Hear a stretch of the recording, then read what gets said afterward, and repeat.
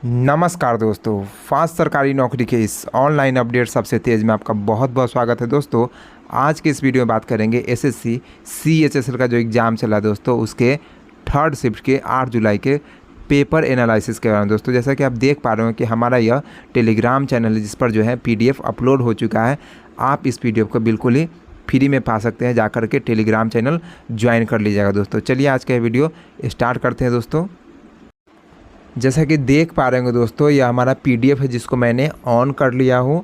दोस्तों इसमें देख पाएंगे कि हमारे पास जो क्वेश्चन मिले हैं उसमें सबसे पहला क्वेश्चन था दोस्तों रेलवे जोन से मैचिंग का क्वेश्चन था। दोस्तों चाइल्ड के जो है लिंगानुपात 2011 के जनगणना के अनुसार पूछा था।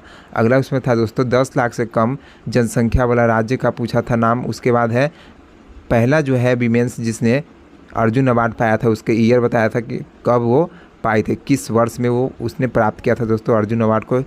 उसमें अगला क्वेश्चन उसमें पूछा गया था दोस्तों एनएनपी से रिलेटेड क्वेश्चन पूछा गया था। आर्टिकल जो है डाइवोर्स या मैरिज से रिलेटेड जो है सुप्रीम कोर्ट के आर्टिकल के बारे में पूछा था। तो इस प्रकार से आप देख पाएंगे दोस्तों, इसका जो है स्क्रीनशॉट मैंने टेलीग्राम चैनल पर डाल दिया, जो कि मुझे कुछ लोगों के द्वारा, कुछ स्टूडेंट के द्वारा भेजा गया था। दोस्तों चलिए आज का यह डिस्कशन को स्टार्ट किया दोस्तों, बिल्कुल ही एक्सप्लेनेशन के साथ। और इसका पीडीएफ पाना चाहते तो हमारे टेलीग्राम चैनल से जुड़ जाएगा। जैसा कि आप देख पा रहे हो कि चिन्हट की जो लड़ाई हुआ था दोस्तों 1857 में, उस समय पूछा गया था कि ब्रिटिश ऑफिसर कौन था। दोस्तों ब्रिटिश ऑफिसर कौन था, इसका सही जवाब दोस्तों हेनरी लॉरेंस। हेनरी लॉरेंस इसका सही जवाब है। दोस्तों अगला क्वेश्चन पूछा गया दोस्तों, आप देख पाएंगे कि कर्नाटक केरल से संबंधित जो है म्यूजिक कौन सा। दोस्तों कर्नाटक केरल से संबंधित जो म्यूजिक है कार्नेटिक म्यूजिक इसका सही जवाब है। दोस्तों कार्नेटिक म्यूजिक जो इसका सही जवाब है। दोस्तों अगला क्वेश्चन है, देख पाएंगे कि जाति के आधार पर जो है भेदभाव से मनाही, जाति के आधार पर जो है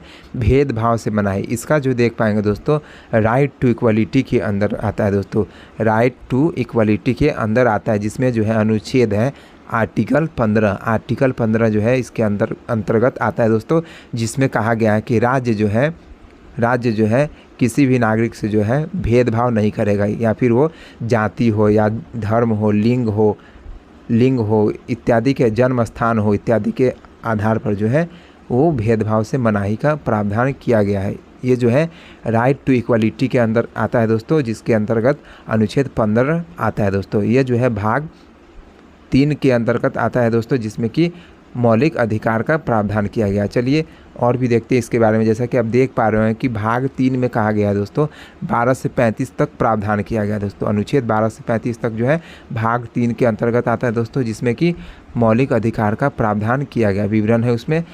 अनुच्छेद भाग 3 कहता है दोस्तों, ये जो है भारत का, इसको मैग्ना कार्टा का संज्ञा दिया गया दोस्तों। जैसा कि आप देख पा रहे हो कि मैग्ना कार्टा जो होता है दोस्तों, आप देख पाएंगे कि मैग्ना कार्टा जो होता है अधिकारों का एक वह प्रपत्र है दोस्तों, जिसे इंग्लैंड के किंग जॉन द्वारा 1215 में जो है सामंत के दबाव, यानी सामंत जो होते हैं दोस्तों, आप देख पाएंगे तो कई राजा जो होते हैं सामंत के अंदर होते हैं दोस्तों, कई राजा जो होते हैं। अगला देख पाएंगे कि मैग्ना कार्टा आखिर क्या होता है। इसमें देख पाएंगे कि मैग्ना कार्टा जो है अधिकारों का वह प्रपत्र है दोस्तों, अधिकारों का जो है वह प्रपत्र है जिसे इंग्लैंड के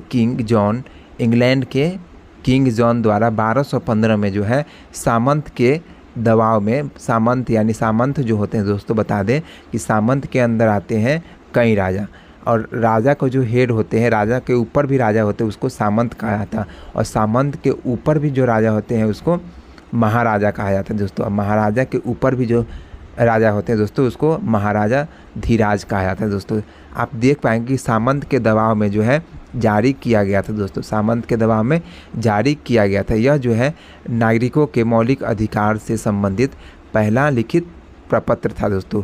यह जो है नागरिकों के मौलिक अधिकार से संबंधित जो है पहला लिखित प्रपत्र था दोस्तों। अगला चलिए बात करते हैं। जैसा कि आप देख पा रहे होंगे दोस्तों कि हमारे पास जो है भारतीय मूल संविधान जब लागू हुआ था उस समय 7 मौलिक अधिकारें थी दोस्तों। मूल संविधान जब लागू हुआ था उस समय 7 मौलिक अधिकारें थी दोस्तों, लेकिन 44वां संविधान संशोधन जो है, जो कि हटाने के लिए ही केवल बना था, तो 1978 में जो है हमारा जो है संपत्ति का अधिकार जो यहाँ से फंडामेंटल राइट यानी मौलिक अधिकार से हटा दिया गया दोस्तों, उसको विधिक अधिकार बनाया गया दोस्तों। कानूनी अधिकार बनाया गया, उसको 300 के अनुच्छेद 300 के क में रखा गया। हमारा जो संपत्ति का अधिकार है दोस्तों, उसको 300 के क में रखा गया दोस्तों।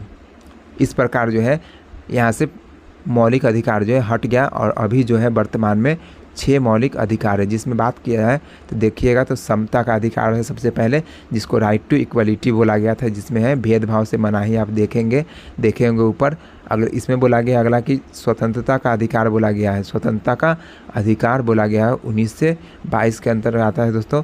अगला है इसमें शोषण के विरुद्ध अधिकार, ये जो 23-24 आर्टिकल इसके अंदर आता है दोस्तों।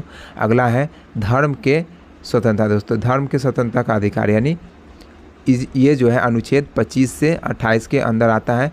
अगला है दोस्तों संस्कृति और शिक्षा संबंधी अधिकार दिया गया, ये जो अनुच्छेद देखिएगा 29-30 के अंदर आता है दोस्तों। 29-30 संस्कृति और शिक्षा के संबंधी अधिकार के अंदर आता है दोस्तों। उसके बाद है संवैधानिक उपचारों का अधिकार, संवैधानिक उपचारों का अधिकार, ये जो है अनुच्छेद 32 में आता है दोस्तों, अनुच्छेद 32 में आता है।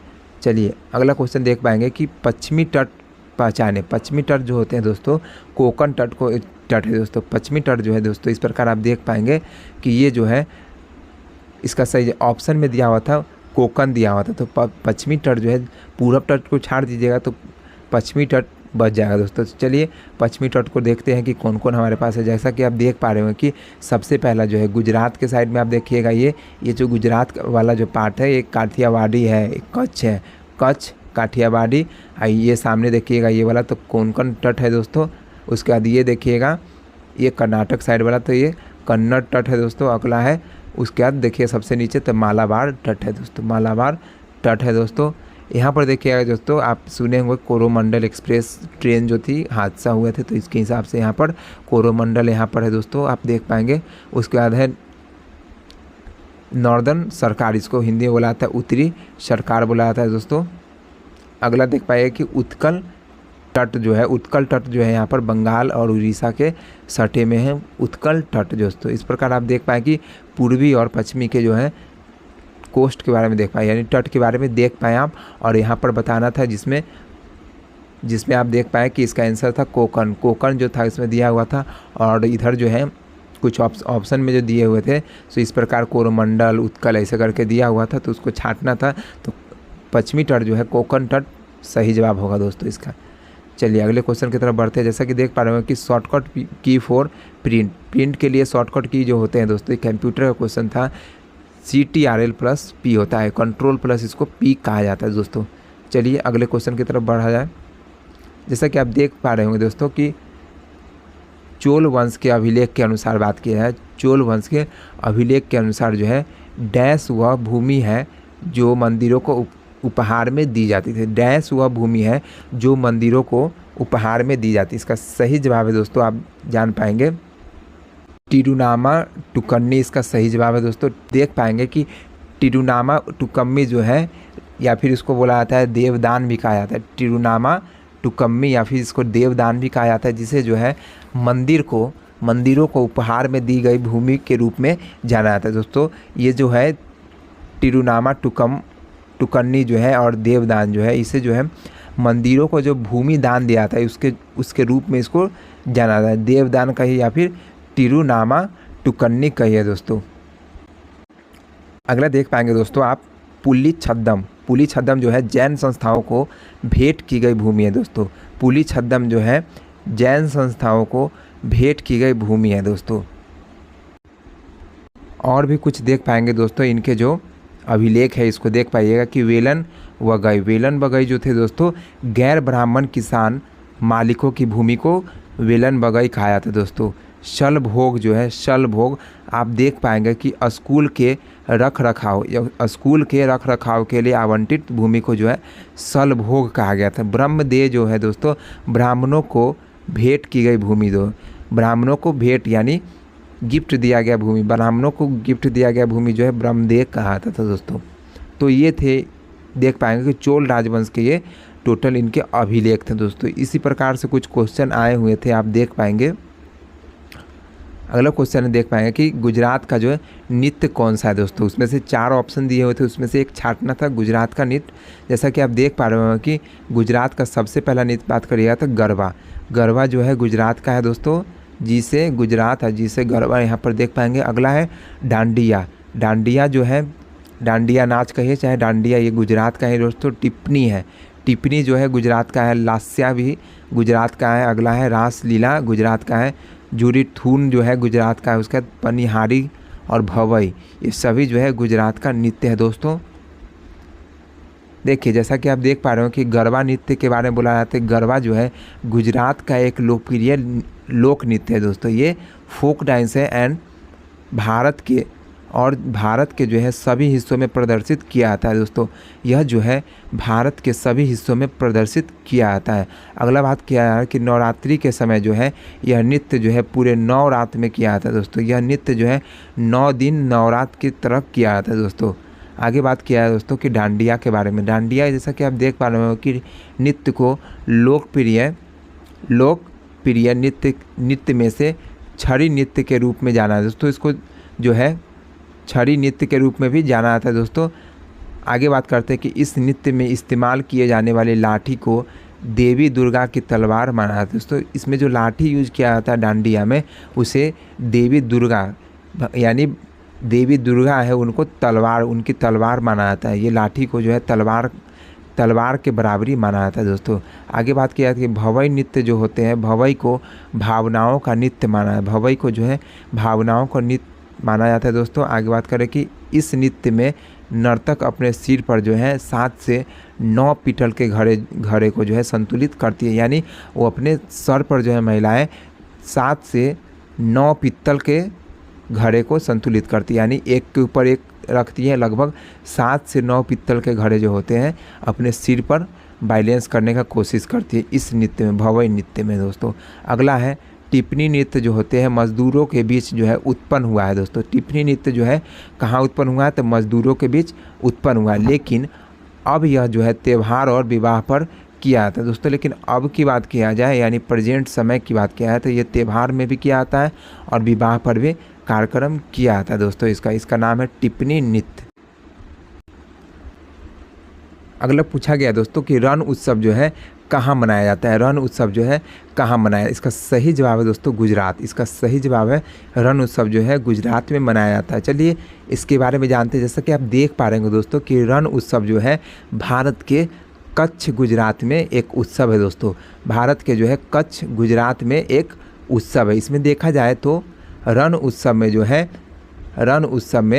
सफ़ेद रण के संगीत नृत्य है, प्राकृतिक सौंदर्य का 3 महीने लंबा आनंद उत्सव है दोस्तों। यह जो उत्सव है दोस्तों 3 महीने लंबा यह इसका अवधि है दोस्तों। और भी बात किया है दोस्तों, पूर्णिमा में यहाँ आने से इससे कहीं अधिक है दोस्तों। पूर्णिमा में यहाँ आने से इससे कहीं अधिक है दोस्तों। आगे बात करते हैं यानी 3 महीना जो अगर पूर्णिमा में अगर यहाँ पर आइएगा तो इससे कहीं अधिक का मतलब 3 महीने से ज़्यादा का यह आनंद हो सकता है, ऐसा कहा गया है। आगे बात करते हैं कि रण उत्सव जो है दोस्तों गर्व से गुजरात की असंख्य कलाओं और शिल्पों, यानी गर्व से असंख्य कलाओं और शिल्पों, इसके लोक गीतों और नृत्य और रण की प्राकृतिक सुंदरता को दर्शाता है दोस्तों। रण की प्राकृतिक सुंदरता को दर्शाता है दोस्तों। आगे बात करते हैं, इसमें देखा जाए कि रण उत्सव जो है दोस्तों हर वर्ष जो है हर साल और अक्टूबर से फरवरी के तीसरे सप्ताह तक चलता है दोस्तों। अक्टूबर से चलता है और फरवरी के तीसरे सप्ताह तक ये चलता है। फरवरी के तीसरे सप्ताह तक ये इसका अंत होता है दोस्तों। अगला बात किया जाए तो गुजरात राज्य के जो है रण उत्सव जो है उसका उद्घाटन गुजरात के पर्यटन मंत्री जो है सौरभ पटेल ने 2013 में किया था। यानी 2013 में जो है सौरभ पटेल ने गुजरात के जो है ये पर्यटन मंत्री है, इन्होंने 2013 में इसका उद्घाटन किया था दोस्तों। आगे बात कर ले कि गुजरात के वर्तमान पर्यटन मंत्री जो है जवाहर चावड़ा है दोस्तों। जवाहर चावड़ा है। अभी देखा जाए तो गुजरात के वर्तमान मुख्यमंत्री जो है भूपेंद्र पटेल है। भूपेंद्र पटेल है गुजरात के मुख्यमंत्री। और राज्यपाल बात किया जाए दोस्तों तो आचार्य देवव्रत है दोस्तों। आचार्य देवव्रत है दोस्तों अभी गुजरात के राज्यपाल, वर्तमान में केंद्रीय पर्यटन और संस्कृति मंत्री जो है प्रहलाद सिंह पटेल के पास है। वर्तमान में जो केंद्रीय पर्यटन और संस्कृति मंत्री जो है प्रहलाद सिंह पटेल के पास है। अगले देख पाएंगे कि वर्तमान में जो केंद्रीय पर्यटन और संस्कृति मंत्री जो है प्रहलाद सिंह पटेल है दोस्तों, प्रहलाद सिंह पटेल है। अभी वर्तमान में केंद्रीय और संस्कृति मंत्री जो है प्रहलाद सिंह पटेल है दोस्तों। अगला क्वेश्चन देख पाएंगे दोस्तों कि पश्चिमी घाट के बारे में जानकारियाँ लेनी है दोस्तों, क्योंकि 4 ऑप्शन दिए हुए थे जिसमें से एक ही ऑप्शन सही था और इस ऑप्शन के बारे में मुझे जानकारी नहीं थी। चलिए इसके बारे में पूरे ही डिटेल्स में पढ़ते हैं। अगर आपको याद होगा तो आप कमेंट कर सकते हैं दोस्तों। चलिए इसके बारे में जानते हैं कि पश्चिमी घाट जो है, पश्चिमी घाट का निर्माण जो है अरब बेसिन निम्न संखलन हिमालय के उत्थान के दौरान पूरब और उत्तर पूरब में प्रायद्वीप के झुकाव के कारण हुआ है दोस्तों। इसका जो निर्माण हुआ पश्चिमी घाट का जो है प्रायद्वीप के झुकाव के कारण हुआ है दोस्तों, प्रायद्वीप के झुकाव के कारण हुआ है दोस्तों। अगला बात करते हैं कि इस प्रकार जो है यह पश्चिम में, इस प्रकार जो है यह पश्चिम में ब्लॉक पहाड़ों का रूप धारण करता है दोस्तों। पश्चिम में जो है ब्लॉक पहाड़ों का रूप धारण करता है और ढलान जो है सीढ़ी का निर्माण प्रतीत होता है दोस्तों, ढलान जो है सीढ़ी का निर्माण प्रतीत होता है दोस्तों। अगला बात किया है दोस्तों कि इस प्रकार जो है पश्चिमी तट के साथ जो है वे ट्रेपेन की तरह दिखाई देते हैं, पश्चिमी तटों के साथ जो है ट्रेपेन की तरह दिखाई देते हैं। हालांकि आगे बात किया जाए पूर्वी खंड जो है हालांकि एक बहुत कम ढलान वाला एक रोलिंग पठार है दोस्तों, रोलिंग पठार है दोस्तों। अगला बात किया कि धीरे धीरे जो है अचानक पठार के साथ जो है वो विलीन हो जाता है दोस्तों। ये रोलिंग पठार जो है पठार या धीरे धीरे जो है पठार के साथ साथ ये विलीन हो जाता है दोस्तों। इसमें जो आप देख पाए हो कि रोलिंग पठार जो है दोस्तों ये ढलान वाला भी पठार है दोस्तों, रोलिंग पठार जो है ये बहुत कम ढलान वाला पठार है दोस्तों।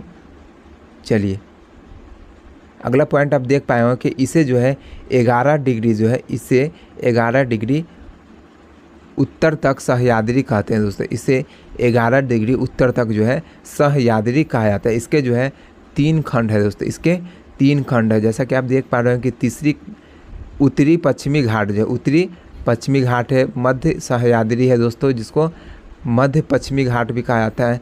अगला है दक्षिणी पश्चिमी घाट, दक्षिणी पश्चिमी घाट है दोस्तों।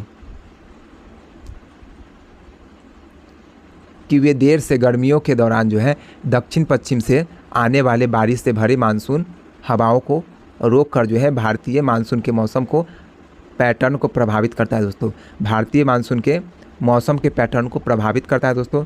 और बात किया जाए पश्चिमी घाट जो है दुनिया में जैविक विविधता और 8 हॉट स्पॉट में से एक है दोस्तों। यह जो है पश्चिमी घाट जो है 8 हॉट स्पॉट में भी शामिल है दोस्तों। और बात की जाए 6 जो है राज्य योनि गुजरात, महाराष्ट्र, गोवा है, कर्नाटक, तमिलनाडु और केरल में फैला हुआ है। 6 जो है इन राज्यों में फैला हुआ है। अगला बात किया जाए तो यह जो है यूनेस्को की विश्व धरोहर स्थल है दोस्तों।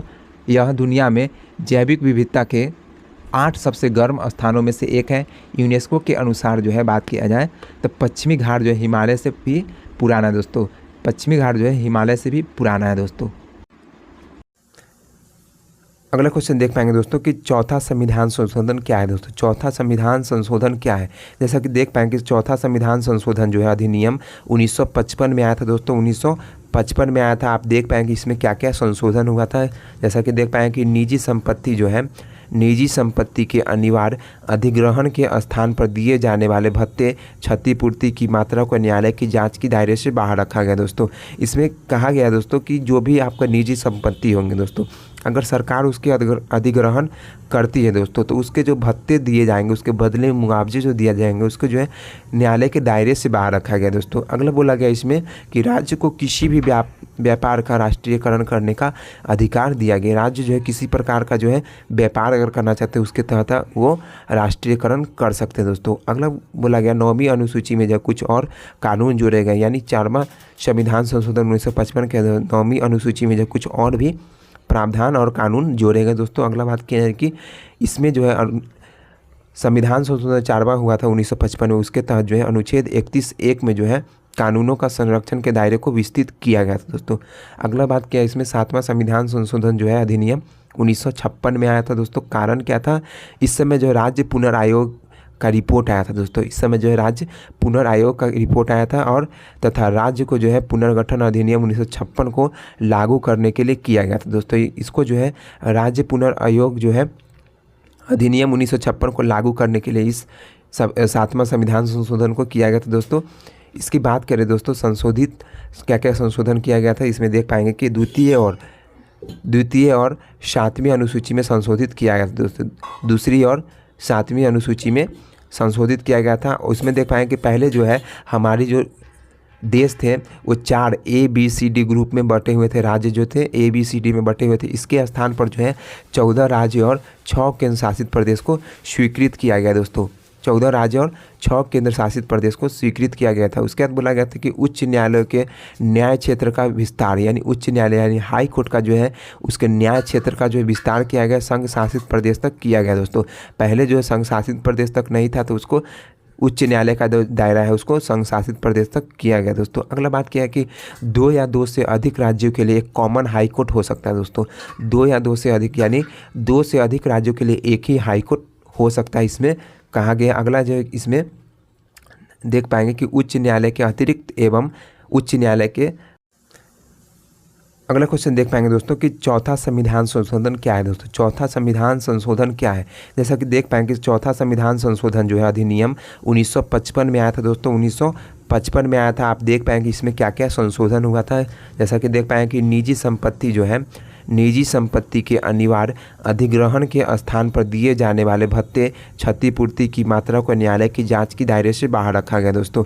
इसमें कहा गया दोस्तों कि जो भी आपका निजी संपत्ति होंगे दोस्तों, अगर सरकार उसके अधिग्रहण करती है दोस्तों, तो उसके जो भत्ते दिए जाएंगे, उसके बदले में मुआवजे जो दिए जाएंगे, उसको जो है न्यायालय के दायरे से बाहर रखा गया दोस्तों। अगला बोला गया इसमें कि राज्य को किसी भी व्यापार का राष्ट्रीयकरण करने का अधिकार दिया गया। राज्य जो है किसी प्रकार का जो है व्यापार अगर करना चाहते हैं उसके तहत वो राष्ट्रीयकरण कर सकते हैं दोस्तों। अगला बोला गया 9वीं अनुसूची में जो कुछ और कानून जोड़े गए, यानी 4वां संविधान संशोधन 1955 के 9वीं अनुसूची में जो कुछ और भी प्रावधान और कानून जोड़े गए दोस्तों। अगला बात क्या है कि इसमें जो है संविधान संशोधन 4वां हुआ था 1955 में, उसके तहत जो है अनुच्छेद 31(1) में जो है कानूनों का संरक्षण के दायरे को विस्तृत किया गया था दोस्तों। अगला बात क्या है, इसमें 7वां संविधान संशोधन जो है अधिनियम 1956 में आया था दोस्तों। कारण क्या था, इस समय जो राज्य पुनर्आयोग का रिपोर्ट आया था दोस्तों। इस समय जो है राज्य पुनर्आयोग का रिपोर्ट आया था और तथा राज्य को जो है पुनर्गठन अधिनियम 1956 को लागू करने के लिए किया गया था दोस्तों। इसको जो है राज्य पुनर्आयोग जो है अधिनियम 1956 को लागू करने के लिए इस 7वां संविधान संशोधन को किया गया था दोस्तों। इसकी बात करें दोस्तों, संशोधित क्या क्या संशोधन किया गया था, इसमें देख पाएंगे कि द्वितीय और 7वीं अनुसूची में संशोधित किया गया था दोस्तों। दूसरी और 7वीं अनुसूची में संशोधित किया गया था। उसमें देख पाएंगे कि पहले जो है हमारी जो देश थे वो 4 ABCD ग्रुप में बटे हुए थे। राज्य जो थे ABCD में बटे हुए थे। इसके स्थान पर जो है 14 राज्य और 6 केंद्र शासित प्रदेश को स्वीकृत किया गया दोस्तों। 14 राज्य और 6 केंद्र शासित प्रदेश को स्वीकृत किया गया था। उसके बाद बोला गया था कि उच्च न्यायालय के न्याय क्षेत्र का विस्तार, यानी उच्च न्यायालय यानी हाई कोर्ट का जो है उसके न्याय क्षेत्र का जो है विस्तार किया गया, संघ शासित प्रदेश तक किया गया दोस्तों। पहले जो है संघ शासित प्रदेश तक नहीं था, तो उसको उच्च न्यायालय का जो दायरा है उसको संघ शासित प्रदेश तक किया गया दोस्तों। अगला बात क्या है कि 2 या 2 से अधिक राज्यों के लिए एक कॉमन हाई कोर्ट हो सकता है दोस्तों। 2 या 2 से अधिक यानी 2 से अधिक राज्यों के लिए एक ही हाई कोर्ट हो सकता है, इसमें कहा गया। अगला जो है इसमें देख पाएंगे कि उच्च न्यायालय के अतिरिक्त एवं कार्यकारी न्यायाधीशों की नियुक्ति की व्यवस्था की गई दोस्तों। इसमें जो है वकील का जो है न्यायालय में नियुक्ति की बात कहा गया दोस्तों। अगला क्वेश्चन है कि अर्जुन पुरस्कार प्राप्त करने वाली प्रथम महिला खिलाड़ी कौन है दोस्तों। प्रथम महिला खिलाड़ी कौन है और इसको कब मिला था दोस्तों। बता दें कि 1962 में जो है एम शाह को मिला था दोस्तों। एम शाह को 1962 में मिला था, जो कि प्रथम महिला खिलाड़ी थे जिन्हें जो है अर्जुन पुरस्कार मिला था दोस्तों। अगला क्वेश्चन देख पा रहे होंगे दोस्तों, जैसा कि आपको देख पा रहा कि सूची 1 को सूची 2 से सम्मिलित करना है। सूची 1 को सूची 2 से सम्मिलित करना है, जिसमें कि रेल जोन को मुख्यालय से मिलाना है दोस्तों। इसमें देख पाएंगे कि सबसे पहला आप देख पाएंगे कि दक्षिण पूरब, दक्षिण पूरब में आप देख पाएंगे कि इसका दक्षिण पूरब में जो है कलकत्ता होगा, दक्षिण पूरब में कलकत्ता होगा। और दक्षिण मध्य बोलेगा दोस्तों, दक्षिण मध्य बोलेगा तो इसका सिकंदराबाद होगा, दक्षिण मध्य बोलेगा तो सिकंदराबाद होगा। जैसे बोलेगा दक्षिण पश्चिम, दक्षिण पश्चिम बोलेगा दोस्तों तो इसका हुबली होगा, दक्षिण पश्चिम बोलेगा तो हुबली होगा। और दक्षिण पूरब मध्य बोलेगा, दक्षिण पूरब मध्य बोलेगा तो इसका जवाब होगा बिलासपुर, इसका जवाब होगा बिलासपुर। चलिए और भी रेलवे जोन के बारे में जानते हैं। जैसा कि आप देख पा रहे हो कि हमारे पास रेलवे जोन है, टोटल रेलवे जोन मेरे पास है। जैसा कि देख पा रहे हैं कि रेलवे जोन और जोनल मुख्यालय के बारे में चलिए जानते हैं। जैसा कि देख पा रहे हो कि मध्य रेलवे जो है मुंबई, मध्य रेलवे का मुख्यालय कहाँ पर है तो मुंबई में है। पूर्वी रेलवे का मुख्यालय कलकत्ता में है, पूर्वी रेलवे का मुख्यालय कलकत्ता में है। पूरब मध्य रेलवे का हाजीपुर, पूरब ईस्ट सेंट्रल रेलवे जिसको बोला जाता है उसका हाजीपुर है दोस्तों। पूर्वी तटीय रेलवे का जो है भुवनेश्वर है मुख्यालय, पूर्वी तटीय रेलवे का भुवनेश्वर है मुख्यालय। अगला देख पाएंगे दोस्तों उत्तर रेलवे का देख पाएंगे कि बड़ौदा हाउस है नई दिल्ली में, बड़ौदा हाउस नई दिल्ली, उत्तर रेलवे का बड़ौदा हाउस नई दिल्ली है दोस्तों। इससे एक क्वेश्चन ज़रूर बनेंगे दोस्तों, आज के शिफ्ट में पूछा गया था क्वेश्चन इस प्रकार आप देख पाएंगे कि उत्तर मध्य रेलवे जो देख पाएंगे दोस्तों इलाहाबाद में, उत्तर मध्य रेलवे इलाहाबाद है दोस्तों।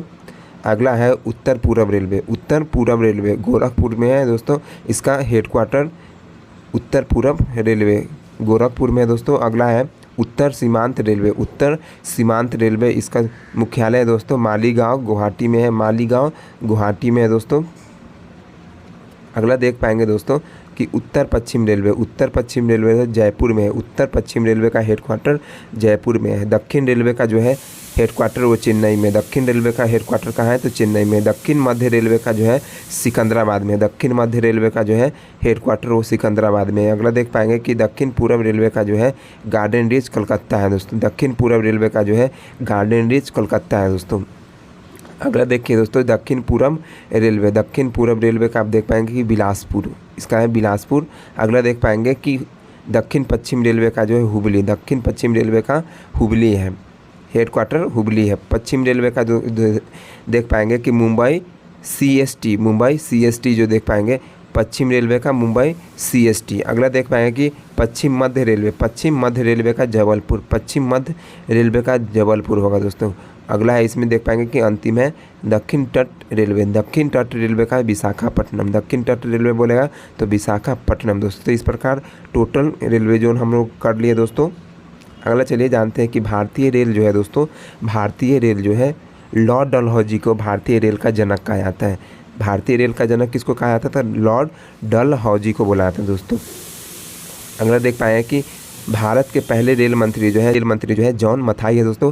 भारतीय उपमहाद्वीप पर पहली रेल जो है मुंबई से थाने तक 21 मील दूरी तक तय किया गया दोस्तों। 21 मील दूरी तक इसको बिछाया गया था, जिसको जो था स्टार्टिंग मुंबई से थाने तक जा रहा था दोस्तों, 21 मील दूरी वहाँ तय करा था दोस्तों। अगला है इसमें देख पाएंगे मुंबई को थाने कल्याण और थाल और भोरे घाट यानी भोर घाट दर्रा जो है दोस्तों को साथ जोड़ने के लिए रेलवे का विचार पहली बार जो है 1843 में भांडूप की यात्रा के दौरान बम्बे सरकार के मुख्य अभियंता इंजीनियर है, बम्बे सरकार का जो मुख्य इंजीनियर है देख पाएंगे कि श्री जॉर्ज क्लार्क को हुआ था दोस्तों, श्री जॉर्ज क्लार्क को हुआ था दोस्तों। अगला देख पाएंगे इसमें पहला औपचारिक उद्घाटन समारोह जो है 1853 में किया गया था। पहला औपचारिक उद्घाटन समारोह जो है 1853 में किया गया था। पहला लाइन जो है 1856 में जो है दक्षिण में खोली गई थी। पहली लाइन जो है 1856 में दक्षिण में खोली गई थी दोस्तों। अगला क्वेश्चन देख पाएंगे दोस्तों कि सूर्य के सबसे निकट स्थित ग्रह, इसका सही जवाब है दोस्तों बुध इसका सही जवाब। सूर्य से सबसे निकट बोलेगा दोस्तों तो बुध इसका सही जवाब होगा दोस्तों। जैसा कि आप जानते हो कि सूर्य से दूरी के अनुसार अगर बात किया है तो सूर्य मान के चलिए कि ये सोलर सिस्टम में यहाँ पर सूर्य है। सूर्य के सबसे निकट बोलेंगे दोस्तों ग्रह तो यहाँ पर मरकरी हो जाएगा, जिसको हिंदी में बुध कहा जाता है। बुध, Mercury, Venus, Earth, Mars, Jupiter, Saturn, Uranus, Neptune. इस प्रकार आप देख पाएंगे कि ये 8 ग्रह का जो है क्रम इस प्रकार है, Mercury, Venus, Earth, Mars, Jupiter, Saturn, Uranus, Neptune. और बता दें कि सबसे बड़ा ग्रह जो है हमारे प्लानेट में वो जुपिटर है दोस्तों, जिसको बृहस्पति बोला जाता है। और बृहस्पति के बाद अगर बात किया है दोस्तों तो शनि है दोस्तों। बृहस्पति के बाद देखा जाए तो शनि सबसे बड़ा ग्रह है दोस्तों। सबसे ज़्यादा उपग्रह जो है शनि के पास है दोस्तों। शनि के पास 146 उपग्रह है। शनि के पास 146 उपग्रह है दोस्तों। और सबसे बड़ा आपको पता है कि बृहस्पति का सबसे बड़ा उपग्रह कौन सा है दोस्तों? बताएं कि बृहस्पति का जो ग्रह है गनीमेड, बृहस्पति का जो दोस्तों ग्रह है, बृहस्पति का ग्रह है गनीमेड।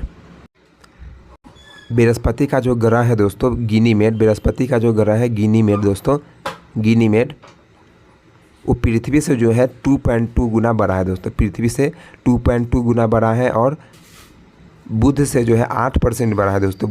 बुध से 8% बड़ा है दोस्तों। शनि का जो उपग्रह है, उसमें टाइटन है।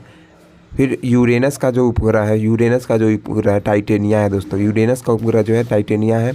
बात किया जाए कि नेपच्यून का उपग्रह जो है ट्राइटन है दोस्तों। ये क्वेश्चन पूछा गया, नेपच्यून का उपग्रह जो है टाइटन। ये तीनों में कन्फ्यूज़न रहता है दोस्तों। 2 प्रकार के प्रक्रियाएं होते हैं जिसमें देख पाएंगे कि न्यूक्लियर एक फ्यूज़न होता है जिसको हिंदी में नाभिकीय विखंडन कहा जाता है। दूसरा होता है न्यूक्लियर फ्यूज़न जिसको हिंदी में बोला जाता है नाभिकीय संलयन दोस्तों। इसमें देख पाएंगे कि नाभिकीय विखंडन जो है दोस्तों वह प्रक्रिया है जिसमें कोई भारी नाभिक दो या दो से अधिक जो है छोटे भागों में विखंडित हो जाते हैं। छोटे भागों में विखंडित यानी टूट जाती है। इस प्रक्रिया में जो है अत्यधिक ऊर्जा उत्सर्जन होता है दोस्तों। ट्रेमेंडस अमाउंट ऑफ एनर्जी निकलती है इसमें से।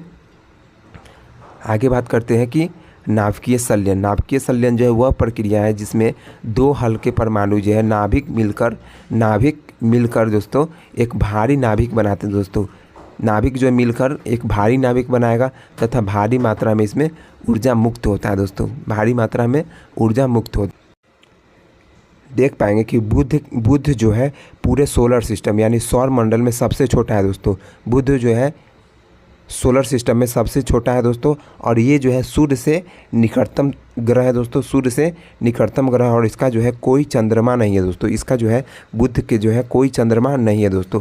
आगे बात किया कि सूर्य से क्रम के अनुसार जो है ग्रह का क्रम है इस प्रकार आप देख पाएंगे कि बुध है, शुक्र है, पृथ्वी है, मंगल है, बृहस्पति है, शनि है, यूरेनस है, नेपच्यून है दोस्तों। Mercury, Venus, Earth, Mars, Jupiter, Saturn, Uranus, Neptune इस प्रकार है दोस्तों। ये सभी क्रम के अनुसार शामिल है दोस्तों। सूर्य से दूरी के अनुसार ये सभी शामिल है।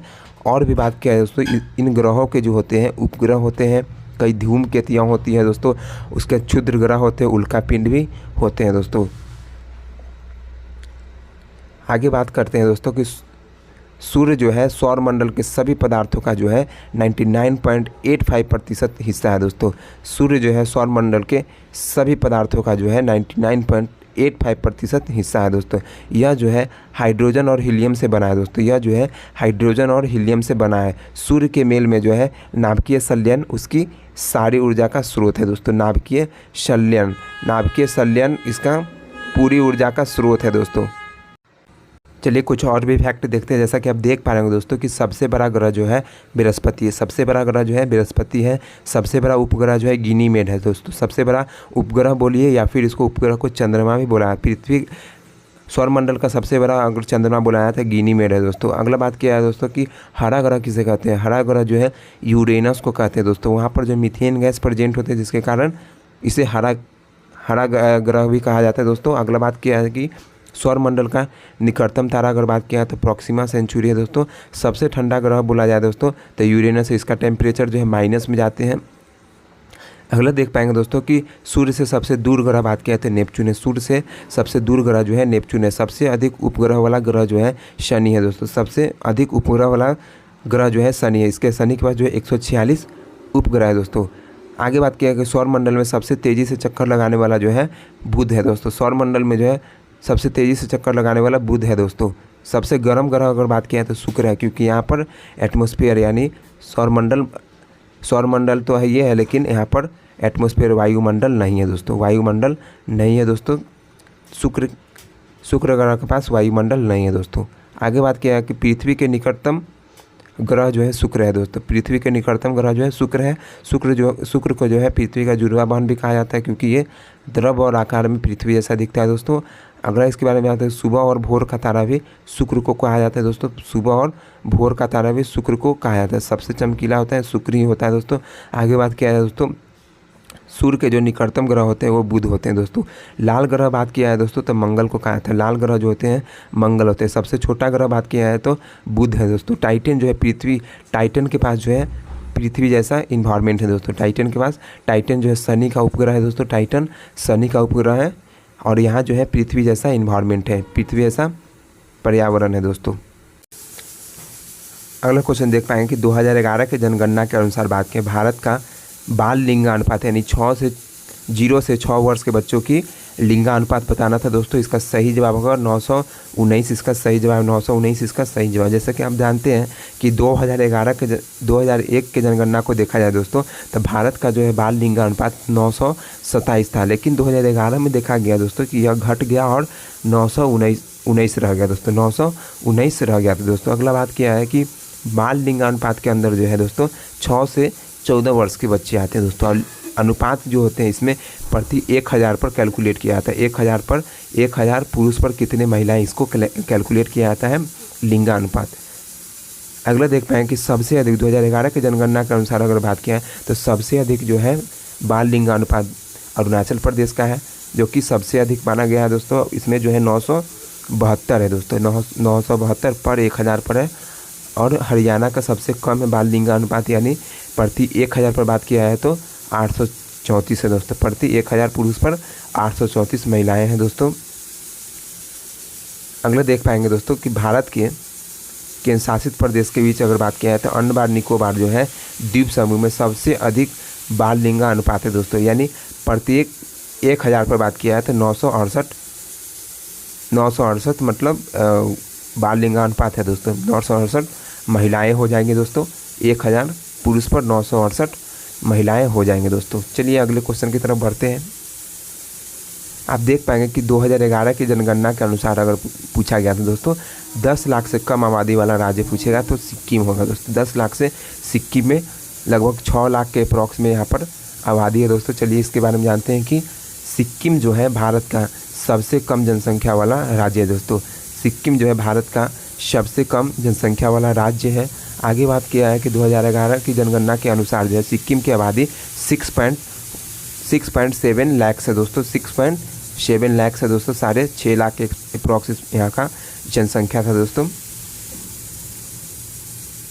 2011 के जनगणना अगर बात किया है तो इसके जो रजिस्ट्रार थे दोस्तों और जनगणना आयुक्त थे CM चंद्रमौला थे दोस्तों। CM चंद्रमौला इसके जनगणना 2011 के जनगणना के रजिस्ट्रार जनरल थे दोस्तों और जनगणना आयुक्त थे दोस्तों। अगला बात किया कि उत्तर प्रदेश जो सर्वाधिक जनसंख्या वाला राज्य है दोस्तों। उत्तर प्रदेश जो है सर्वाधिक जनसंख्या वाला राज्य है। आगे बात किया कि महाराष्ट्र जो है भारत का दूसरा सबसे अधिक आबादी वाला राज्य है दोस्तों।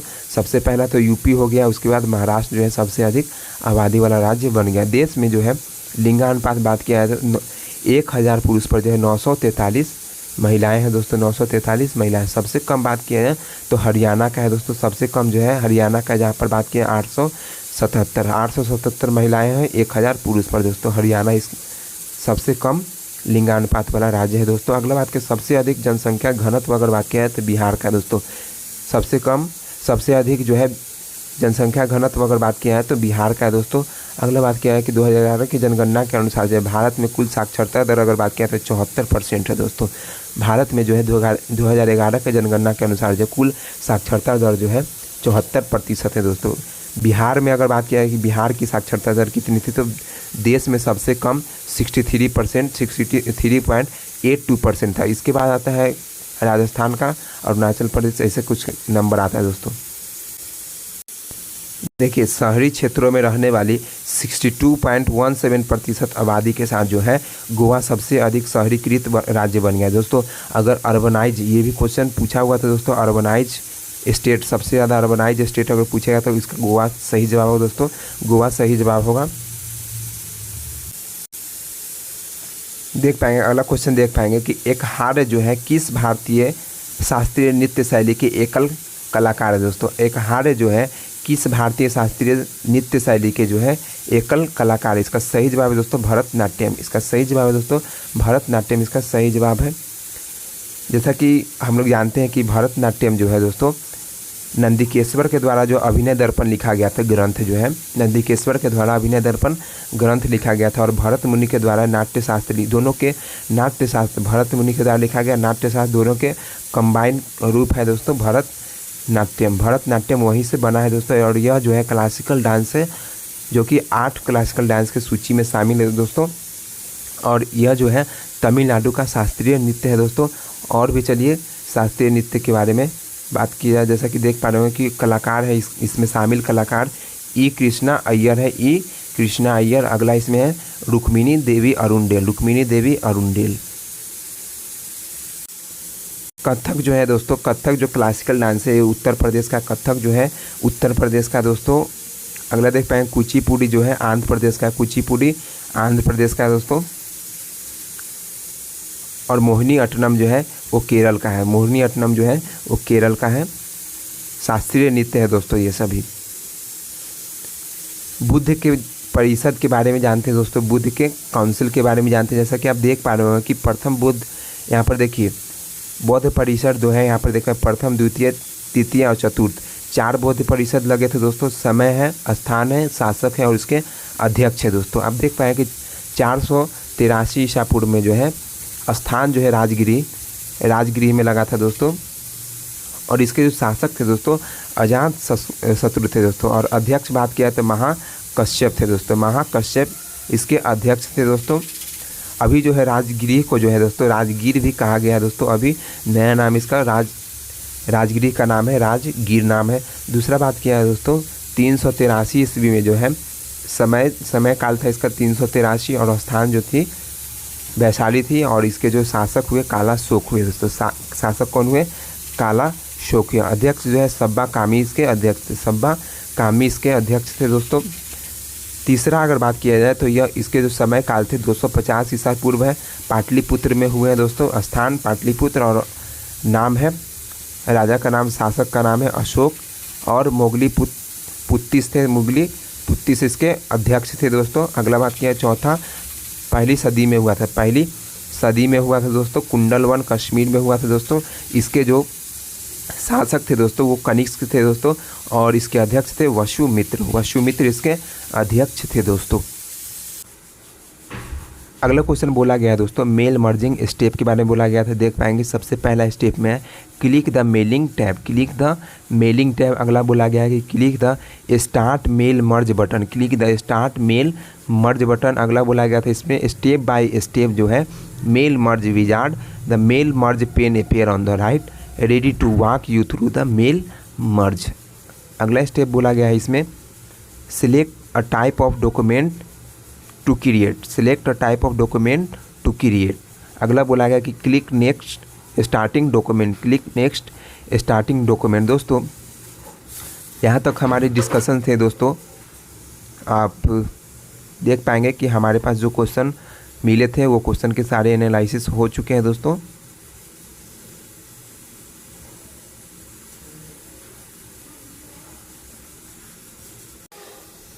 देखिए दोस्तों इसमें जो 15 नंबर क्वेश्चन थे इसमें देख पाए हैं कि विंटर और समर के ओलंपिक में कितने वर्ष का गैप होते हैं दोस्तों। इसमें देख पाए कि 2 ईयर्स के गैप होते हैं, यानी 4 साल पर एक, अगर मान के चले कि विंटर अगर ओलंपिक होना है तो ये प्रत्येक 4 साल पर आएंगे दोस्तों। लेकिन अगर इस दोनों के बीच में अगर गैप पूछा जाए तो 2 ईयर्स का गैप होते हैं दोस्तों, 2 ईयर का गैप होते हैं। तो यहाँ तक हमारे डिस्कशन थे आज के दोस्तों।